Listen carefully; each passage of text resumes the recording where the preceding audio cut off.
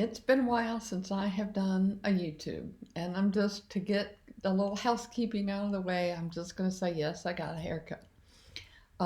It's just too hot. I was getting too hot, and just all I was doing was pulling my hair back. So whether you like it or not, I got it cut.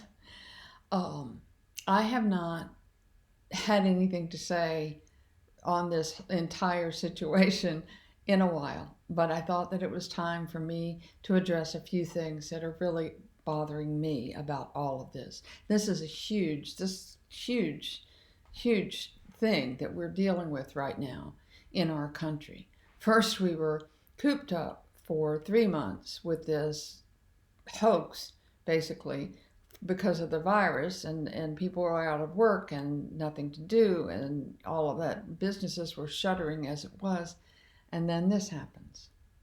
And I don't want to get into the specifics of George Floyd, and all of that is going to come out. The police officers have all been arrested, the charges have been made, the truth is going to come out, and I'm going to just say this too: the truth about George Floyd is also going to come out.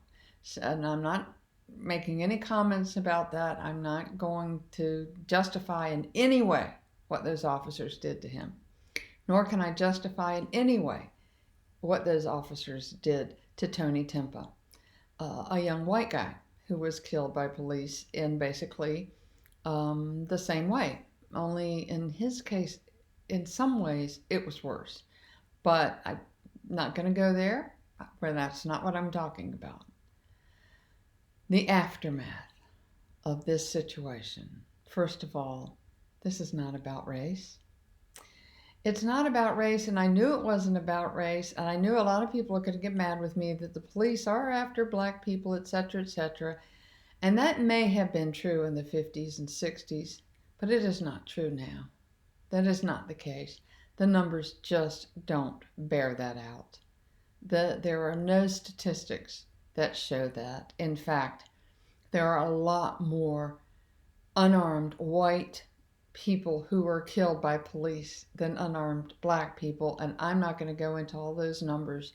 You can look all of that up for yourselves. But it's not about race.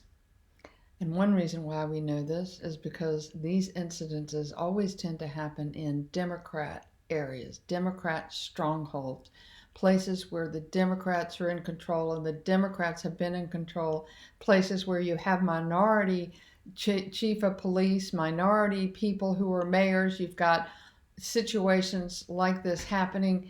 And how can you say it's about race, as Leo Terrell said, when the entire city or the area is run by minorities and has been for a very long time in some of these cases? But I don't want to go into that. I'm looking at the responses to this situation, the responses to the president, the responses to what's going on with these riots. You know, I'm listening to several pundits, people saying, "Oh, they're angry. Just let them vent." You know, the mayor of Minneapolis saying, "Well, it's just bricks and mortar. Let them have a third precinct. We can build that back." And the Sally Kahn, who writes for USA Today, saying, "You know, this isn't violence. These people have insurance. It's just a building. They can rebuild. So what? Who cares?" Except I wonder how she would feel if it was her house. I wonder how she would feel if it was the house next door. Or I wonder how she would feel if every single store in her neighborhood was burned down or looted to the point that it would have to shut. And she had no place to shop. Then would it just be bricks and mortar? Then would it just be, oh, they have insurance? You know, there are people online filmed crying. "I lost my livelihood. I put everything I had into that business, and now look at it." And these aren't wealthy white people. These are minorities, blacks, Hispanics, that put everything they had into owning a business. They finally got to the place where they owned their own business. They were running their own business. They were employing other people. And these thugs protesting the death, the horrific death of a black man, come in and burn their businesses down. It's not just bricks and mortar. It's not that they have insurance. In fact, a lot of the people who lost their businesses didn't have insurance, and that's why GoFundMe accounts were set up for them to help them to build back. 15 people so far that we know of have lost their lives in this rioting, and that number is sure to go up. And most of the people who lost their lives were African Americans, most of them killed by thugs, like the police officer in St. Louis, the retired captain. Where's the rioting over that? There isn't going to be any, because that's not a black life that matters to them. If he had been killed by a white cop, there would be rioting, but he wasn't. He was killed by thugs, Antifa, and so they don't care. It's not politically expedient to them. And it's not just bricks and mortar. Some of those buildings were architecturally beautiful. Some of them had beautiful architecture. They were well made. They were a symbol. They stood for something, but not just that. It wasn't just the building itself. It was what was inside the building.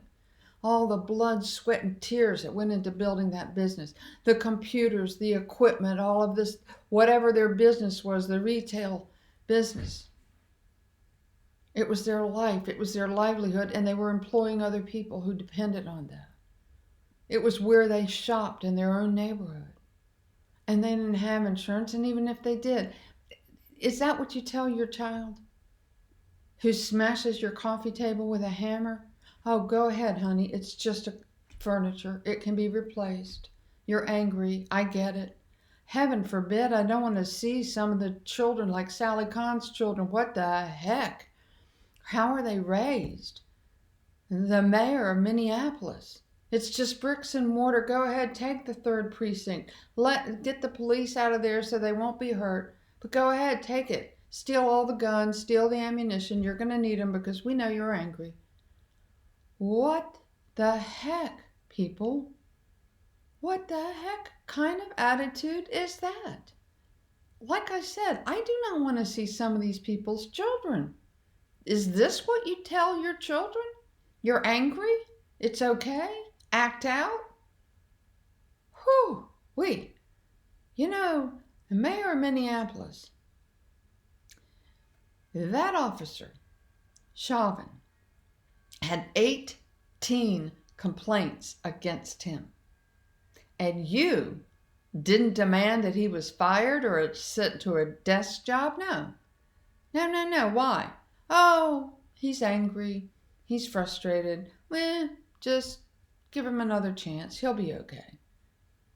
Give him more diversity training. No, that man obviously had anger issues. 18 complaints. Now, I'll give you, some of the complaints may have been trivial. I don't really even know. I don't really even care. There's no way that a person should have had 18 complaints against them and still be on the police force. This, my friends, is not about race. This is a failure of the Democrat Party. It's a failure of leadership in these Democrat cities. It is a failure to do what they need to do to have thriving metropolises. They failed. As Leo Terrell said, you don't want the military help because you don't want the president to be right. So you let your people suffer. 15 people have been killed in these riots. 15 people whose lives did not have to be lost. Now, I don't blame the protesters. I understand the frustration. I understand that was horrific. It was absolutely, there's no explanation for that. There's no reason for it. But there is also no reason for rioting and looting. And mark my words, this is not a matter of angry protesters. Most of the protesters were, in fact, peaceful. This is Antifa. These are people who are paid, they are trained, they know exactly what they were doing. This was planned. They were just waiting for something to happen to trigger them. Believe me, they have maps. They use proton mail so that they can't be traced. They change their names. They put on the all black uniforms. They are trained in how to fight offensively. They're trained in how to fight defensively. The bricks were and things were all pre delivered, and then it was go time. You see them walking around looking on their phones. What do you think they're doing? Talking to their moms? No. This was a planned insurrection. And we, the people, need to do what we, the people, need to do to stand behind our president, to vote Republican, to support our police, and buy a gun. And I hate to say that. I am pro Second Amendment, but I hate to tell people to buy guns. But you might have to protect yourselves, depending on where you live. Because now they're talking about defunding the police. They're taking money away from the police departments.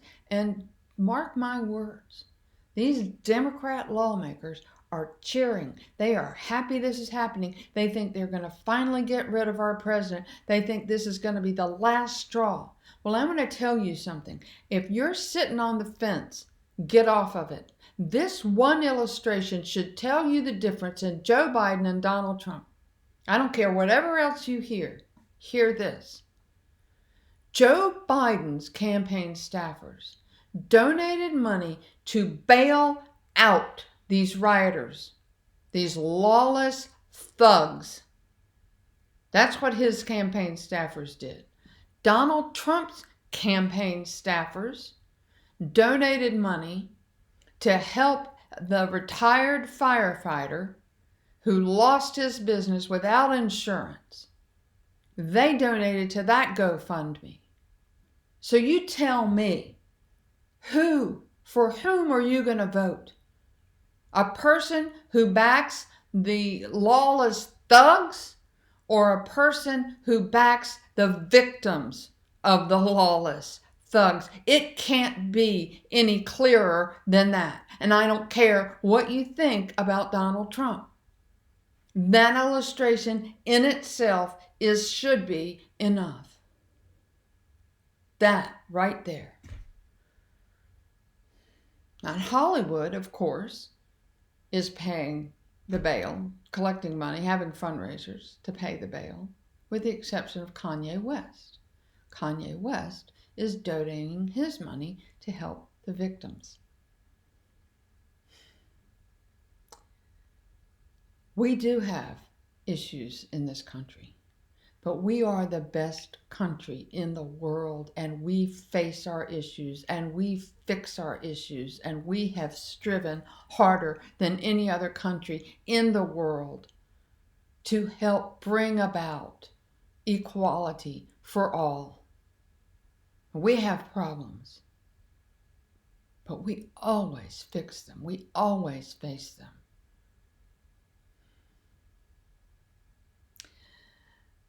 And sadly, that's probably not all I have to say about that. Thank you.